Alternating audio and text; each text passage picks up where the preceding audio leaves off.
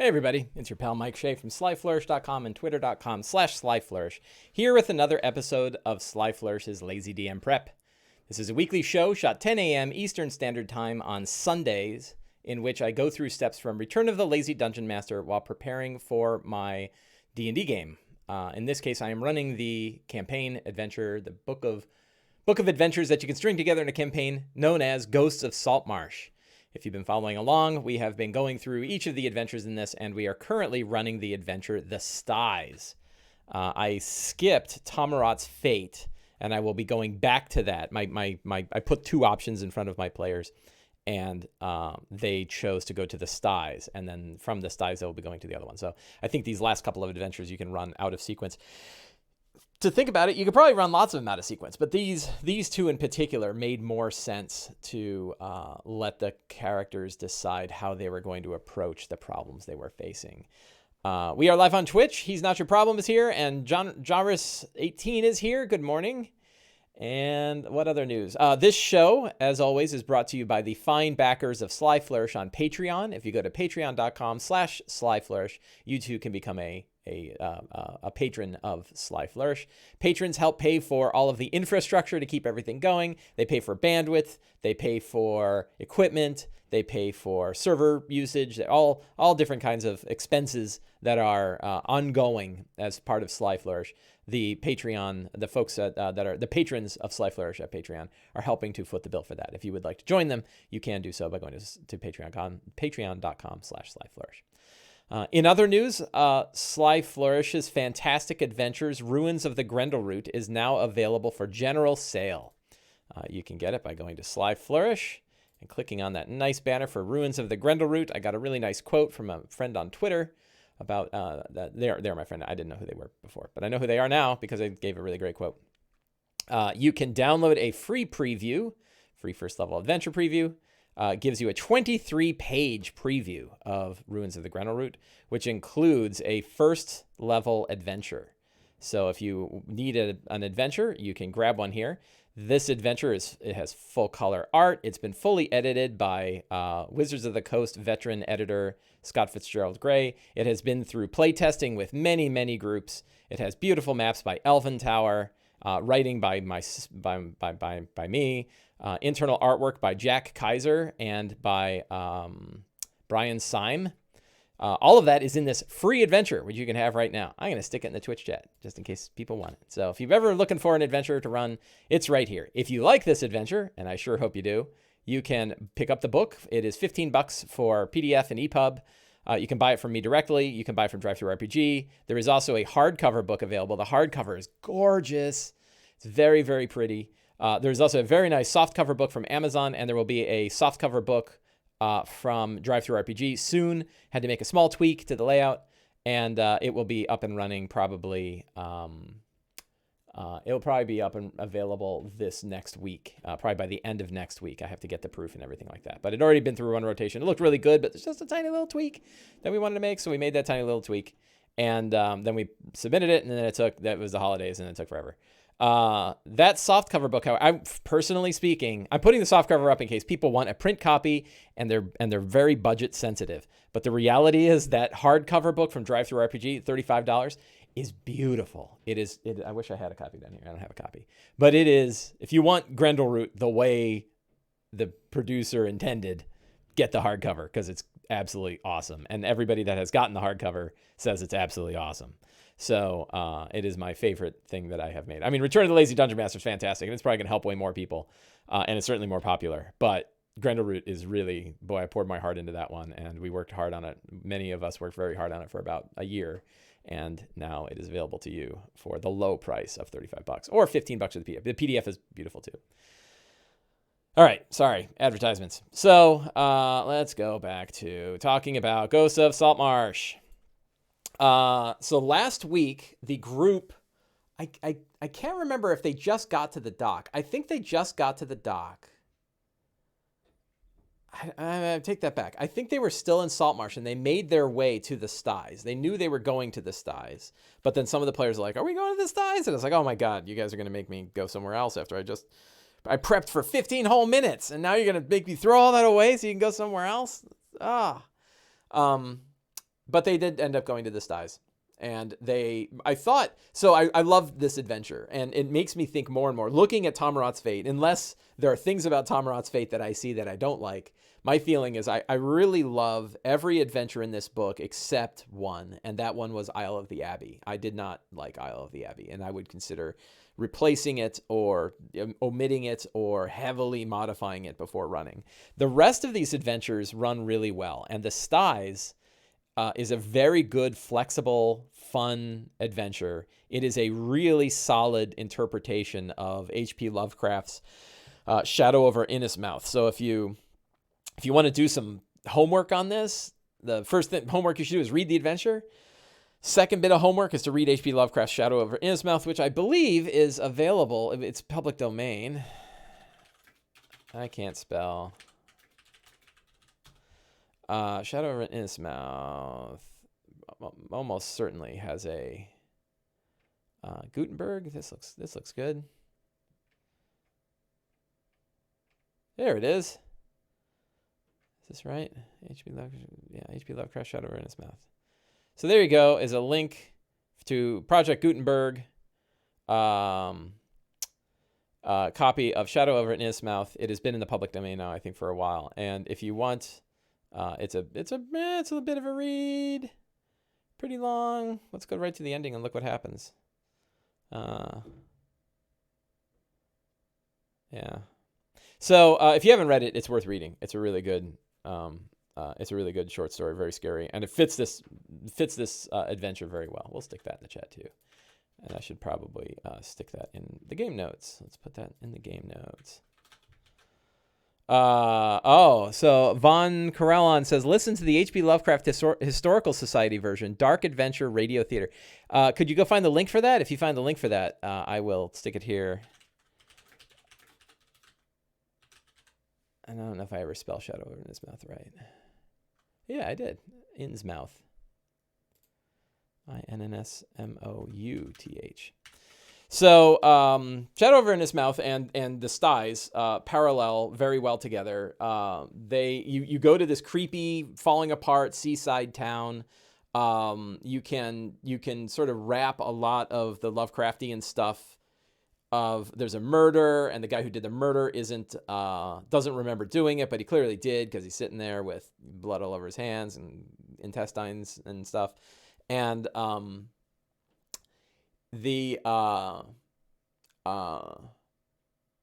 there's like an evil cult, and the cult is connected to some crazy sea monster underneath, and then there's a big pit in the earth, and there's a giant sea monster. So, and all of that stuff is kind of fits really well with this, with this theory. So, story began with the characters got to the place, and it's clearly not like Saltmarsh, right? This place is the opposite of Saltmarsh, where Saltmarsh has figured out how to get back on their own 2 feet after the sea princes were pushed out in his mouth. The Styes has not. The Styes has basically been falling apart and falling into ruin and falling into corruption. So there are 4 council members. They're all very creepy people, and they are fully corrupt, and gangs run the streets, and the only time the only law and order is that one gang from one group won't do another. Half of this is in the adventure, half of this I'm making up, so you got to work with me a little bit here. Characters discover a murder. There's a old priest who's trying to say, look, that guy didn't murder and he's a good guy. And there's a sister, and there's an asylum, and you can go to the asylum. And then there's this like creepy council member named Mr. Dory, and it turns out Mr. Dory spoilers. Mr. Dory is actually a servant of an aboleth that lives underneath the city and has been very interested in Thar-Zadun and the Chain God and all of that stuff. So there's a cult of the Chain God. Von Corellon just posted a link to the radio theater version of wow, yeah, so that's pretty cool. So there you go. This is on the YouTubes. So okay, loud. So I will stick that in the show notes as well. We will put that Shadow over Innsmouth, also available on Audible. Good way to listen to this. To get into this story, and it's a story worth getting into. Let's go back here. So yeah, so you have this like creepy town. You have all these creepy cultists running around. You have all the situations that are going on. You have a bunch of places to explore. There's a couple of smaller dungeons that you can kind of dig into. So it's a nice mini sandbox adventure, right? It's like here you are in this town and this thing's going on. And then we can tie it pretty easily to the larger plot lines that are going on in Ghosts of Saltmarsh with the Cult of Thar-Zadun, which hopefully I've been stringing around through all of these adventures. And what else can you connect it to? Oh, the Scarlet Brotherhood. And one way to tie it to the Scarlet Brotherhood is that Mr. Dory is a member of the Scarlet Brotherhood, maybe even the senior-most member of the Scarlet Brotherhood on the coast. And he is the boss of Scarron Wavechaser, who was the senior Scarlet Brotherhood member in Saltmarsh. So in our campaign, Scarron Wavechaser fled from Saltmarsh after getting discovered by the characters and their vampire patron named Zolek. Sorry, all the names in my head. So he fled there and found out that his boss isn't really working for the Scarlet Brotherhood right now. He's working for the cult, and he figured this out. So the characters in the adventure, in my running last week, the characters really didn't take a lot of the bait in going to the murder mystery. They pretty much went straight to Mr. Dory's place, and they had a meeting with Mr. Dory. And in the process of that meeting, Corvel has the Thor-Zadun, his ore that's wrapped up with weird material from Thar-Zadun's realm in the abyss. And Mr. Dory saw it, and he's like, I want that. I must have it. You're not worthy of carrying it. And they're like, yeah, we're going to have to kill this dude. So they fought him and killed him pretty easily. He had a couple of servants that were there. And the adventure ended with Mr. Dory on the ground. One of the characters was up on the roof and had seen that Scarron Wavechaser was escaping. And Scarron saw him and said, we could fight, or I can help you with your vampire problem in Saltmarsh, like there's things we can negotiate here. Because he's like, man, I got nothing. Like, I just lost my patron and I'm on the run and this is bad. So he's probably willing to negotiate with the characters. He's like, give me amnesty and I'll help you with your vampire problem. I've got information. I think if you recall from our last prep session, if you were here for that, we talked about like, what are the things that Scarron knows about the vampire that can help the characters defeat him. So that is where it ended. There is a dead Mr. Dory on the ground. There is he's still, like, all his people are still around, right? And what else? Yeah, and then Scarron is there too. And I think so that's where we are going to begin. So let's jump over to our notes. I have been thinking about this. I've had, so obviously, and I think anybody who's been doing this any length of time recognizes that, like, a lot of your prep is just wandering around thinking prep time, right? And I've been wandering around and thinking. I've been thinking about a lot of things this past week. It's been a very busy week. But I've been thinking, like, what will I do in the Saltmarsh game? The Styes. Oh, what's going on? And I had a thought yesterday that I really liked, and I'm probably gonna go with. Which is the strong. So let's go through our characters real quickly. And I have an important note about the characters because we have one person who's out and one person who is in. So we have Mac Jerry, a Goliath Gate Grave Cleric, smuggler from Monmerg, worshiper of Weejas, has a red skull tattoo, and Molly the Silver Raven, and he gave his blood to Zolek. We have Bleth, who is a human paladin of Procan. She is carrying the Sunblade. She became Emo Bleth after being possessed by the Black Death, a giant warlock whale, but also now has another entity in her that has kind of pushed that out called the Sunspire. So she is referred to now as Bless. I keep calling it Beth. Bless Sunspire is her name. And she carries a Sunblade. We have Skylar, the Aarakocra Storm Cleric. He's the one that's been negotiating with Scarron Wavechaser on top of the roof. We'll see how that goes. He likes to fly around. He got his head ripped off by a Vargul, but he got better. We have Corvel, human fighter, got knocked in the head, but he's carrying the ore called Thor-Zadun. And he has a rotted hand. I forget. Oh, because he put his hand inside of the thing to grab out the Sunblade. So he spent 10 years in purgatory in between the time he died and was resurrected. We have Dave. I think Dave is not going to make it today. I'm pretty sure. Dave or Pat? Oh, no, Pat certainly is not. I think Dave will make it today. Dave is Triton, monk and fisher. His sister was taken over by the Chain God, but got better as well, has now become sort of a follower of Procan. The Church of Procan is getting a lot of followers as people leave Thar-Zadun. And then we have a new character played by my friend James, who is sitting in today because I thought I was going to have 2 people out. It turns out I only have 1 person out, but James is going to be there as well. Normally, when I go down to 4, I start to look for alternates. But if it's just 6, then I don't worry about it. If it's 5, I'm perfectly fine. I'm actually perfectly fine with 4. But if 2 people say that they are missing from a game with time, like a week early, that means that somebody else might drop out either on the day or somebody else might drop out in that time. So at 4, I start to look for new people, or I start to look for an alternate just to make sure I can keep it around 4. And in this case, it worked out the other way where one of the people said they're coming back. So now I'm back up to 6, and 6 is perfectly fine. I'm going to mute while I drink my water.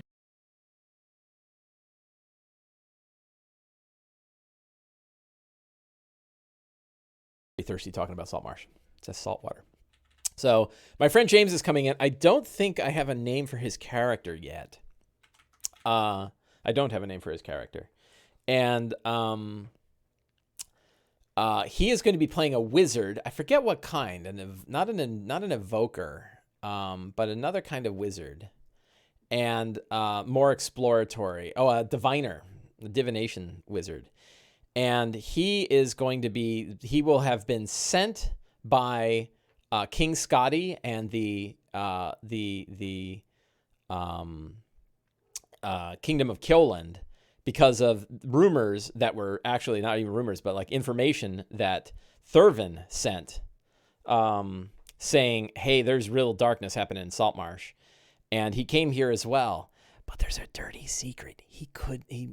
He's probably a Scarlet Brotherhood agent who is trying to find out what is going on with Mr. Dory and why Mr. Dory isn't doing what he should be doing.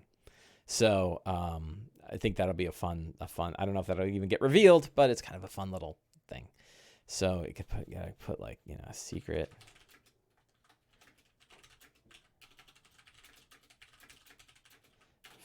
Mr. Dory isn't on the radar. So that will be an interesting character. So those are the characters in today's game. And he received note from Thurvin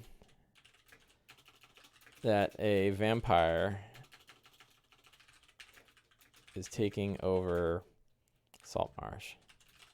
The hard part is, like, if he finds that vampire is taking over Saltmarsh, what is he doing in the Styes?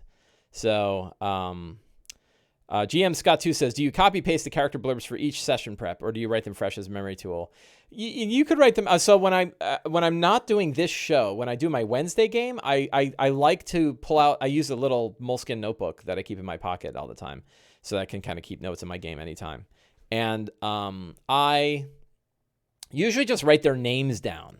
So I don't write the whole backstory, but I'll write the names and like any 1-word or 2-word little bits that kind of connect to this game. And sometimes there's none. A lot of times there's none. So it's just to kind of keep the names of them in mind and keep the characters in mind. I don't write it nearly as much as written here. And this one, obviously, I've been cutting and pasting from week to week, and I've been adding it. So that's why the paragraphs are huge. There's a lot of material on this page. And I don't think that that's particularly useful. I don't know. There's a lot. This Saltmarsh notes have been getting out of hand, particularly when you get to NPCs, which is crazy. But these other steps are always blank. I try to keep it blank.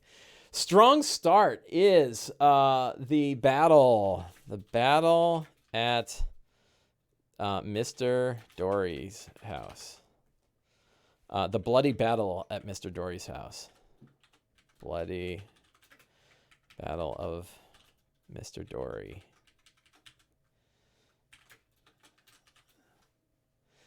I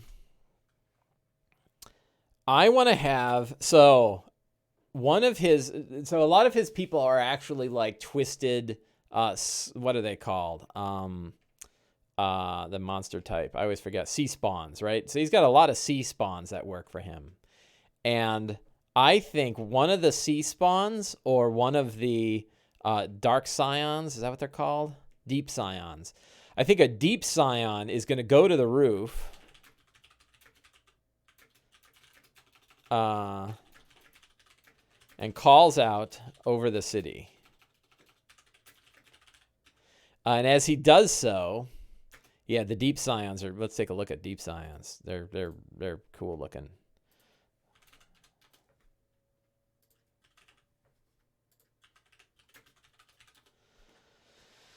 Pretty powerful too. So that's what they look like. Ugly, ugly, ugly critters, right? And they can shapeshift, I guess. Let's see. How to polymorph in a humanoid scion hybrid form or back to its true form. I don't even know what its true form is. They were people stolen from the shore and sinking ships. Perfect. They're all ex-pirates. And oh, the psychic screech is perfect.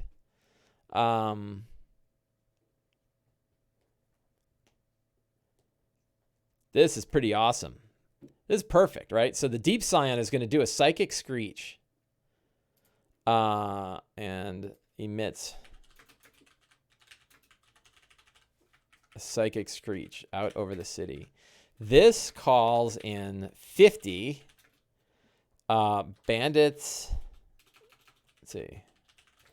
Pirates, sea spawns.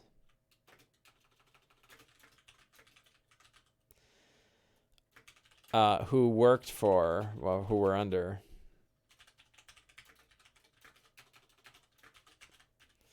So all across the city, great, you know, this rumble and this roar. Everyone else is going to run as bandits or pirates and sea spawn that followed Mr. Dory all come to his house, and they come from underneath it, and they come from all around it, and they're all going to just start pouring in the house. Ow! Stop it, cat.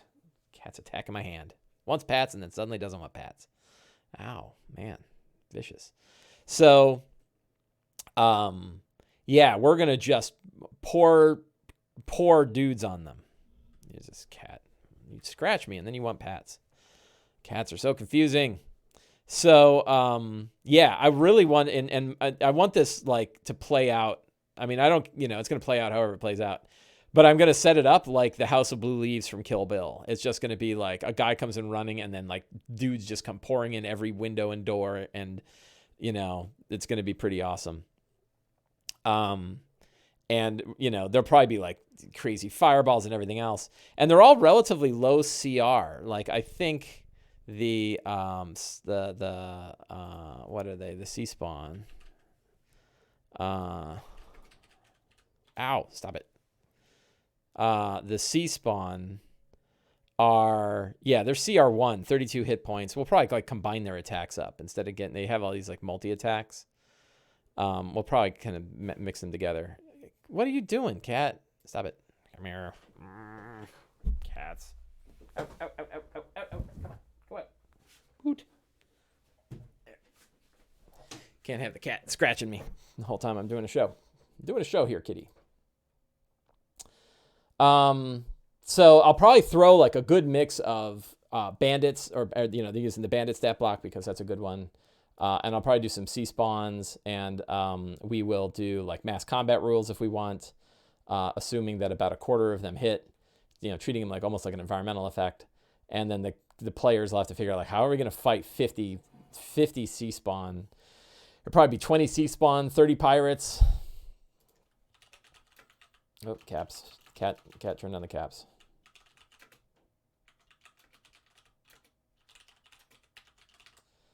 And probably 2 or 3, like maybe up to 4 deep scions. So pretty good fight, right? So that's going to be the beginning of this thing. It's that big fight. And what happens after that is a good question. I don't know what we're going to do after that. So let's just take a look at the adventure itself, and outline what we think. Let's see. I've got a bunch of these. So go to the Styes. So there's still the whole murder investigation, but they're kind of like, hey, we know. So I think that's probably going to be, they're probably not going to go to a lot of different places. They're probably going to head straight to, so there's exploring Mr. Dory's manor.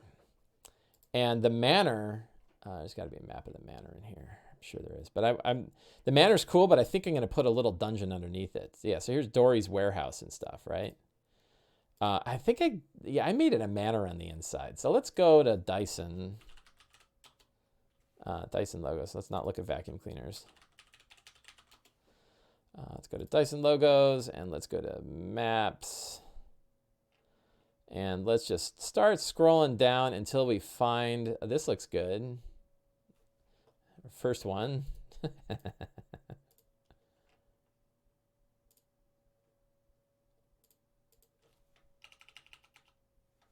General purpose workshop and store. Not bad.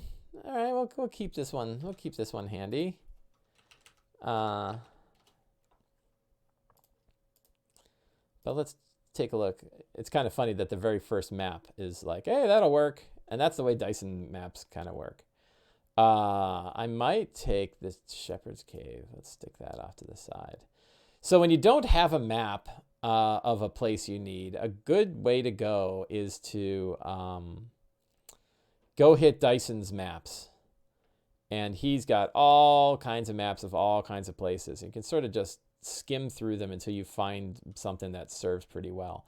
I'm kind of looking for a rich manor. So worst case is I could go hit like get a manor out of Waterdeep Dragon Heist, but my characters already played Dragon Heist. And what I'm looking for is a manor that has like a little dungeon underneath it. That would work. Not a huge dungeon, just a little dungeon. And that is where, like, that's sized, right? Like, this is a good sized, this is a good sized dungeon. We'll stick that over on the side for what I'm looking for. Just a few rooms. A lot of inns here. Let's see. Another tavern. A lot of the buildings are inns and taverns, and I need like a keep. Another inn. I'd say they only there we go. The Bitter Minotaur, another inn. Lots of inns. You could use an inn in a pinch. Lesser Temple of the Heretics. See, this isn't so bad. It's a ziggurat. Here we go. Let's take a look at this. It's a castle, but that works just as well for a manor, and it's not a huge one. So this looks pretty good, right? It's 3 levels. It's got a ground floor. Where did they come in? They probably came in here and they got in this fight here. And then this is the little dungeon underneath. This is the cellars. This is perfect. So I think we're going to use this. And we'll get rid of that. And let's give that a print.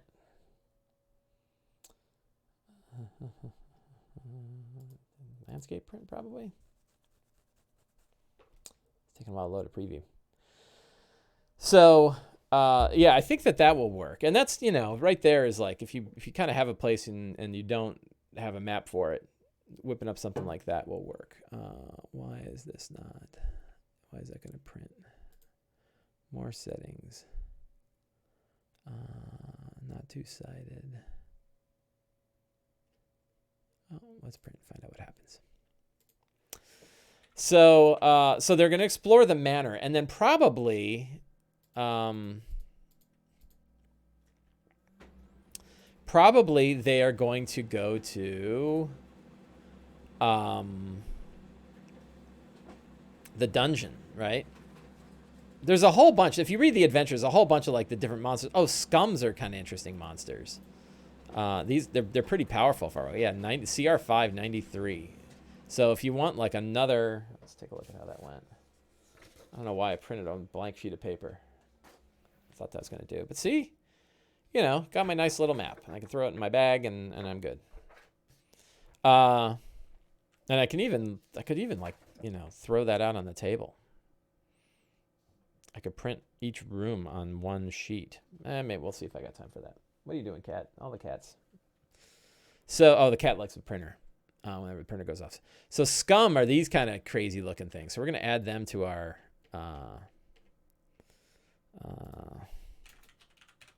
list here. One thing I might try, I've done this before, but let's go to creations and let's open up encounters and let's delete this one. No need to have that. Create a new encounter and we're going to do a scum, bang, C spawn, bang, deep, Deep Scion. Bang. Bandit. Bang. Bandit. No, we don't need a captain. Assassin. Skipping ahead, but I'm just kind of thinking of like what monsters are likely to be here. And I'm just sticking them in an encounter list. I'm not putting numbers. I'm not doing any calculation of CR and all of that. I'm just getting them in there so I have the stat block sort of bookmarked. Is there any other? Oh, Chul. I need a Chul. A lot of monsters that could be here. And a lot of hide monsters. Like these are pretty powerful guys, right? So how does that work? Is that saved now? Save the encounter. I didn't title it, so I should probably title it and edit that. And we will call it Monsters of the Styes. And we save that. So now I have my Monsters of the Styes encounter. I've got a list of them, so I can just go, oh, there's that Deep Scion, Sea Spawn, Deep Scion. You know, I've got a nice list of each of them. Theoretically, I can pull that all up on my phone so that it'll be easy for me to kind of bookmark. It's just fancy bookmarking of what I'm doing here. What did I say? Chul, Scum, Deep Scion, Kraken Priest, Spawn, Bandit,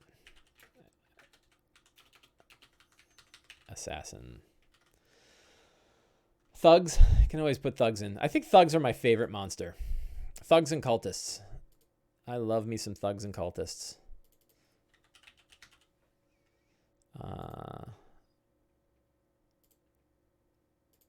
Always add a cultist. Always add a thug. And what? Oh, cult fanatic. I use those guys a lot. So now we got like a good. That's a bunch of good monsters for this, right? Yeah, cult fanatics are pretty awesome. Yeah.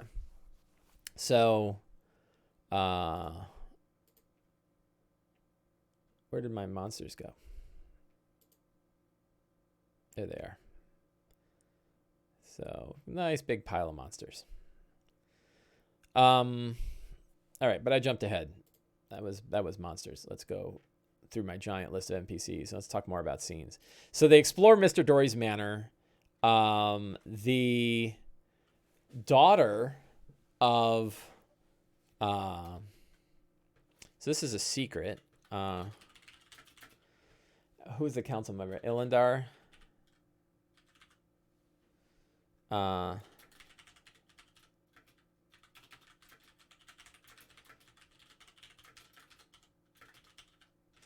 Daughter of Ilindar Fireborn, who's a council member of Saltmarsh, was captured and converted by Mr. Dory.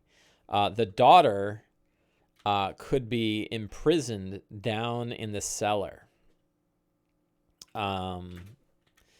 but is secretly like, you know, kind of all goofy and taken over by the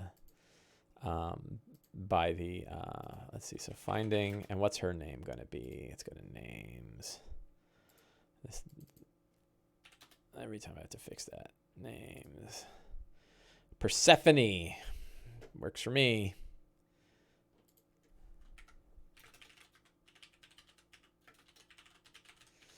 Persephone's Fireborn, who was a captain in the guard, like her dad, but then got captured. She was a pirate hunter. She got captured, and now she... they have to bring her back because her kidnapping is one of the reasons why the Scarlet Brotherhood had control over the council. So that is interesting. So finding Persephone. Then probably, so the battle, right? When we look at our scenes, we have the bloody battle. We have exploring Mr. Dory's manor. We have finding Persephone. And then probably I guess there's just the temple, right?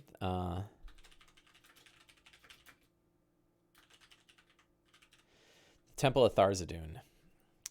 That, I believe, has a map in here as well. Because I think it's like the other major location. I love this picture of Mr. Dory. I kind of want him to come back. Oh, I'm thinking that he might, if I really want to be a dick, if I really want to be mean, is there a giant, I might have his body explode and turn into a giant octopus.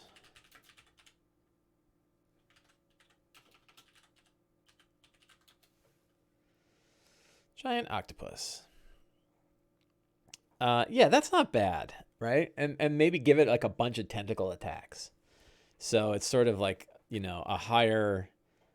I think this might be pretty good. I think we're going to add that to the encounters. If I can find my encounters. So one thing that might happen is the body of Mr. Dory might break apart and he might turn into a giant octopus flopping around on the ground. And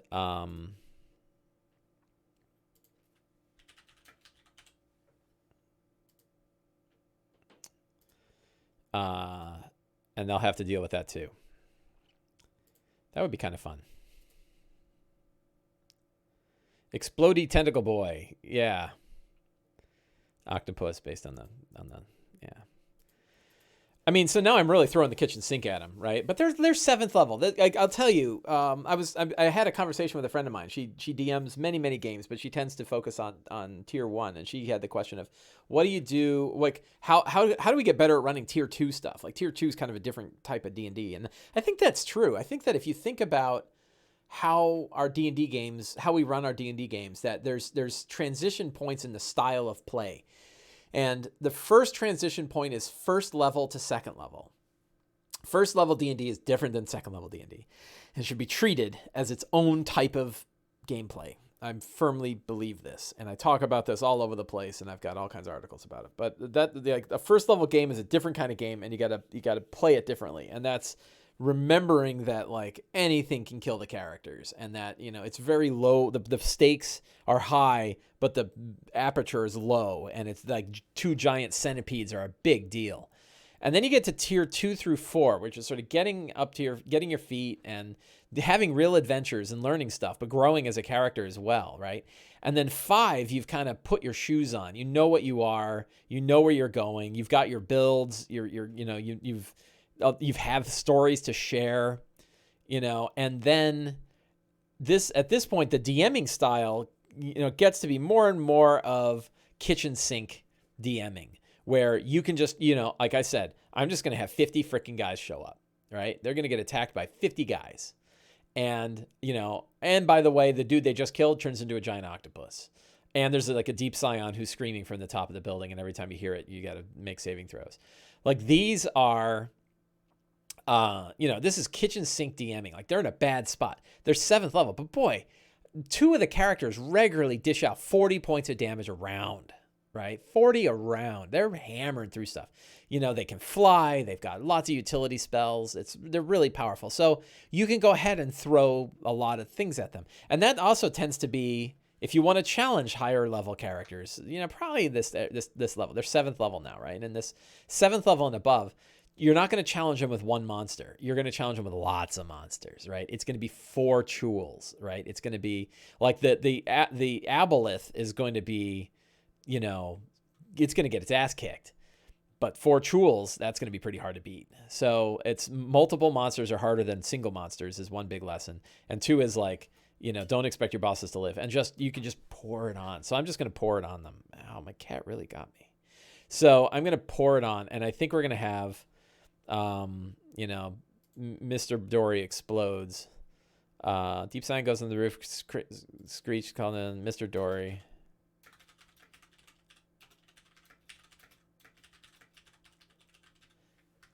Mr. Dory explodes into a giant octopus. That's going to be badass. That's going to freak everyone out. It's going to be great. Madness checks for everybody. What other secrets do we have? The Styes used to be a main port of the Sea Princes. It never recovered from their loss, from their removal. The other council members fear the growth of the cult of Tharizdun,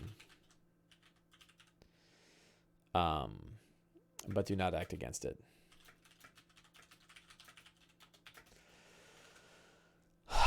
What other? So we're hammering through our secrets. So we did our strong. We looked at our characters. We did our strong start. We've got some scenes laid out, although we don't know about that hidden temple yet. And now I'm kind of diving into secrets and clues because, boy, I could just talk here forever and ever and ever. It's already 10:42. He's Not Your Problem says, this is where my character's in descent into Avernus. A lance of bearded devil? Sure, no problem. If I set up a deadly encounter based on D&D Beyond encounter builder, my party will tear through it with ease. Yeah, you know, I think the encounter building rules are kind of borked. Let's see. What have we got? Am I modifying Goats of Saltmarsh? Yes, I am modifying it, and you can see all my modifications in this and in all of the previous videos as well. 7th level, they remember the magic items. Yeah, they definitely remember the magic items. The local apprentice, regional, heroic, global. Yeah, so there's theme of the adventure style is one thing, but I think also DMing style is different, and it's mostly in how we treat the players or how we treat encounters. And I think the idea of like just throw whatever you want at them because they'll be fine. All right, there's a cool picture. They'll be good. So let's go back to our notes. What other secrets do we have? Council member sphere. We need. What's the name of the aboleth? Any other good-looking dude? It's got bugs coming out of his mouth. I didn't play Mr. Dory like he's here. Oh, and yeah, there's a flesh golem. There's a lot of stuff in here, and I'm totally modifying it. I changed quite a bit. These are some good secrets here. Oh, I like this. We're gonna just steal that secret right out of the adventure. Cultists augment the spawn's growth by incubating it in the fear and misery of the Styes. The lantern ghost murders were set up to amplify that fear. Oh, their fear feeds the Black Death. Hell, the Black Death might even show up. Off the coast. They'll be like, oh my god, there it is again.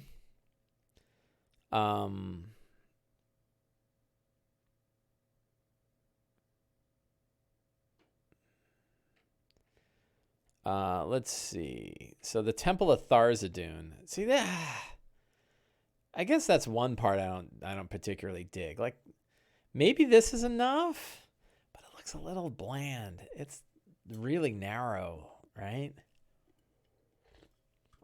I like that it's off of the sea and it's got like a boat, like a ruined boat entrance. But, you know, boy, unless I'm missing something, you know, it's kind of lame. That's a great picture. Yeah, He's Not Your Problem says that's a pretty small temple after all those levels in the Sahuagin stronghold. So, and then there's, you know, this thing, Landgrave's Folly.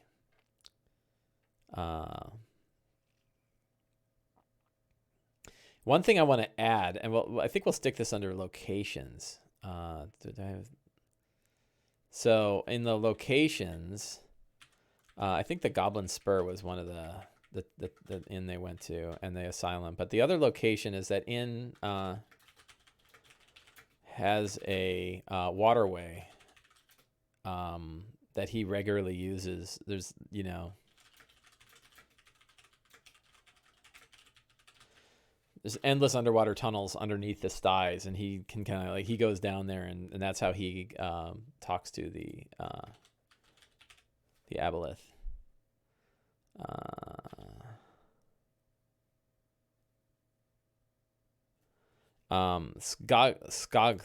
Skoth. I don't like that. Skothga.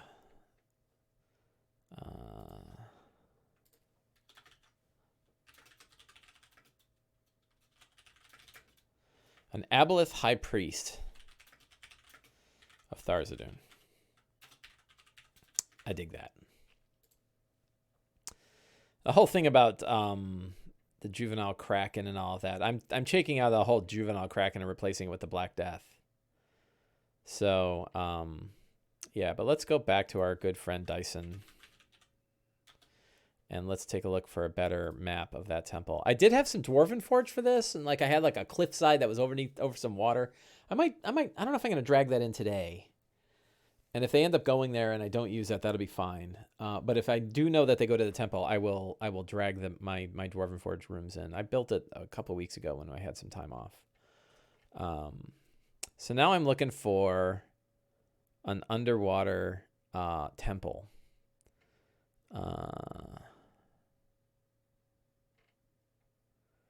I don't know about that one. So, it's a bunch of temple and crypts. My game is not streamed. My game is at a friendly local game shop. I do, however, have another game that I have been streaming in which my friend Enrique Bertrand and I have been running through Dragon of Icespire Peak together. There are 7 episodes of that now. They're about an hour to an hour and a half each. They're very digestible. It's a one-on-one game, so you can see what one-on-one D&D looks like. And if somebody would be so nice as to go to YouTube and find the playlist link for that, to link into chat, that would be awesome. While I sit here poking through maps. Wandering Silence says, those are amazing. I love it. I'm super happy doing those one-on-one. Enrique and I have been doing it on Fridays. Friday mornings at 9 a.m. we get together online and play a little bit of D&D before the day. And none of these are jumping right out at me. There's always something. And I know I don't know if it makes for good good Twitch streaming. Ooh, Psychedelic Cellar of the Stone Giants. This looks kind of interesting. Let's take a look at this guy. It has that sort of watery entrance, which I dig. This will work, I think. I'll probably replace part of this with it's still pretty small, but it's got little chambers and rooms off to the side. So I think we'll grab that. That'll work well enough for a quickie. Where's the locations?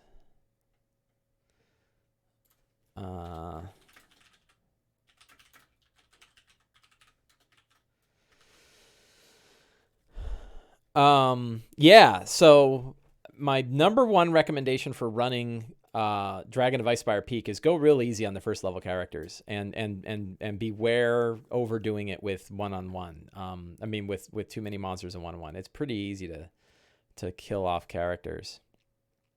And particularly at first level. In my opinion, having spent a lot of time thinking about it and playing and all this stuff that I do, it is my opinion that Wizards of the Coast does not. The scenarios that they put out for first level characters are too lethal, and they really need to calm down and keep the challenge ratings of monsters at like 1/2 or lower, and get them to level 2 right away. They had this problem in Horde of the Dragon Queen, and they fixed it by just leveling characters up right away. Dungeon of the Prince of Clubs. This is interesting. This could be kind of cool. I don't know what that means. Where's the link? I don't know how this works. I'm looking for any dungeon that has a watery entrance. It's kind of cool. I don't know about this little keep. Yeah, I don't know. A big lair is not. Look at that thing. Jeez. House of Keys.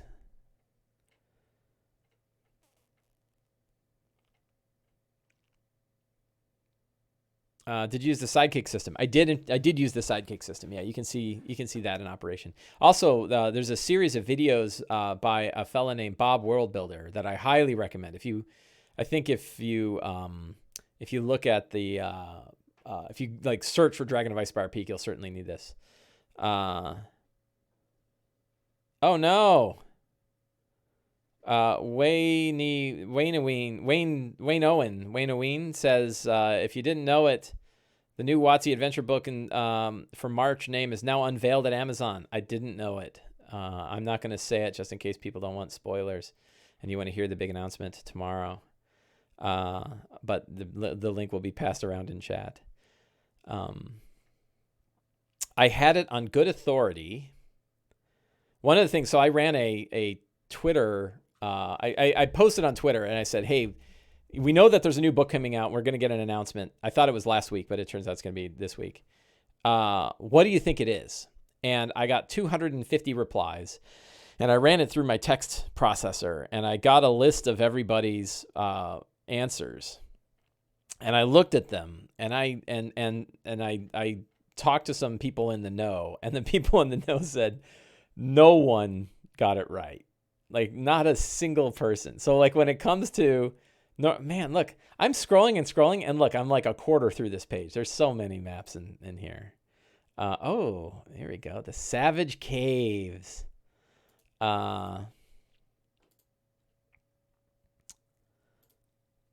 It's another kind of linear place. I don't know if this will do it. I think I like that other one. We're just going to go with that. Stop messing around. I've got like 7 minutes left. So what do I need to do? So I've got lots of monsters. NPCs. We have Scarron is going to be a good one. We have Mr. Dory. We have Rephraim Darkstone, the priest of Weejas, and the friends of Loveridge. They might come back out. We need more secrets. We don't have enough secrets. We have what? 1, 2, 3, 4. We have 5 secrets. What other ones? A temple. Oh no! Woo-hoo! I just deleted everything. Let's make sure that's cool. A temple has always existed under the Styes. The people of the Styes abandoned previous gods to follow chained god. The Elder Elemental Eye, they call him. We'll go with the chain god. The chain god.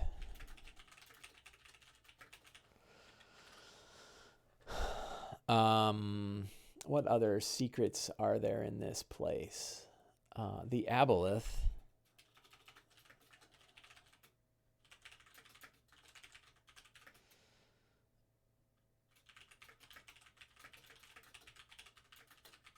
Used to reside in the Endless Nadir.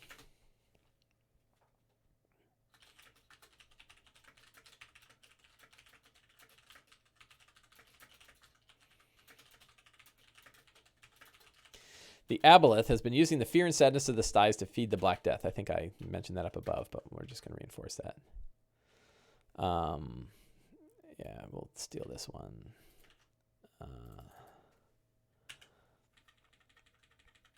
So that is 8. I think I have 2 to go. What other secrets do we have? What else has been going on underneath? Let's see. The Scarlet Brotherhood learned that Dory abandoned their mission months ago.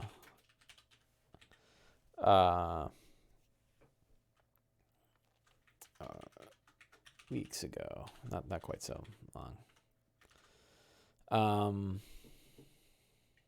What else? One more big secret. What's a good secret? And that can be revealed in the next game. Something about the Aboleths.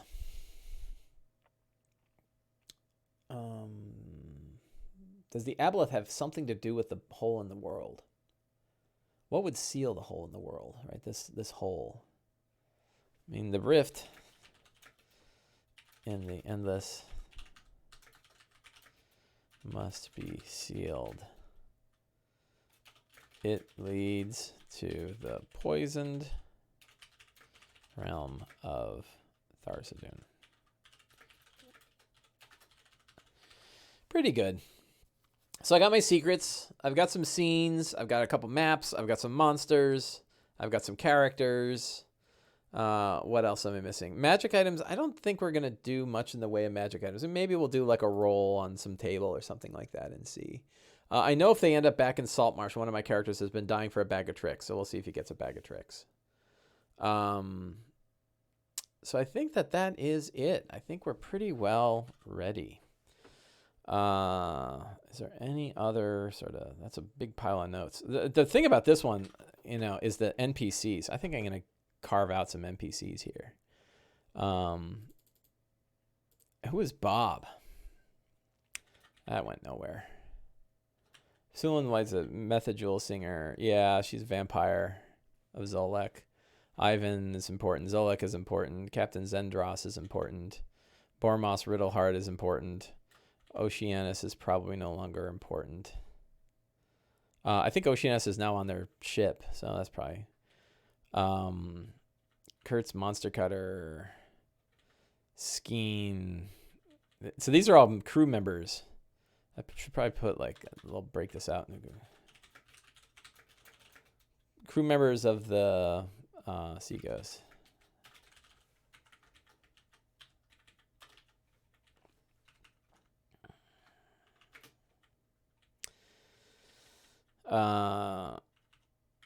Major Ursa we can get rid of. Kelladek is important. Ned Shakeshaft I think is dead. Pretty sure Ned's dead. Anders Solmar. Welgar Brynhand is important. Ida Oland. Is she dead? Can't remember if she's dead or not. Gellin Primewater. Elendar Fireborn, Manistride, Copperlux. Those are the council members. So we can do like the... If we're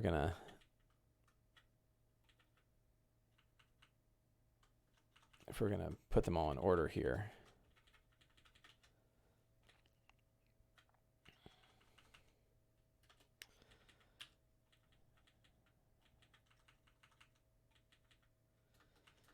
Artis Alette is probably dead. But that was a fun one. Hey, look, another. Do I have Lawrence Swordstorm on here twice? I do. Look at that. I have so many NPCs. Nolan Doghoof is not around. I don't know who that was. Amapolis Riddle Smasher.